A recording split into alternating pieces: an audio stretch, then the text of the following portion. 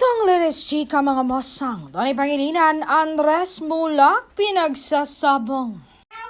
Ngayon pa lang ay pinagsasabong na sina Donnie Pangilinan at Andres Mulak ng mga netizen.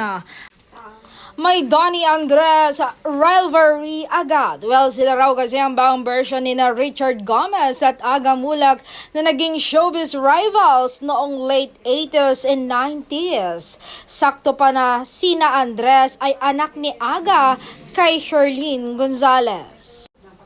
Habang si Donnie daw ay may hawig kay Goma na parehong moreno, post sa ex ng netizen, "Oy, Donnie and Andres can be this era's Richard Gomez and Aga Mulak, ha?" May panawagan din ang mga netizen sa mother studio ni Andres ang Viva.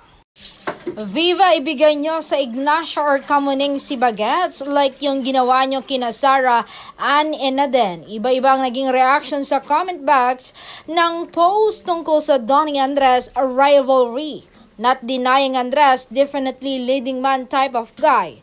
Sorry, pero madami pa silang kakainin bigas para maabot ang ganoong estado. Dagdag pa ng netizen, wag masyadong mangarap. Asa pa. Wala nang next Richard and Aga Mulak ngayon. Kalakasan na ng sinihan ang 90s.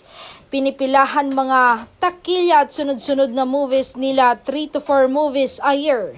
Mas prefer ko na sa abs si Andres, parang James at Daniel naman.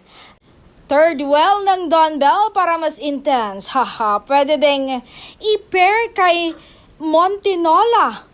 Medyo sakto pa-acting nila.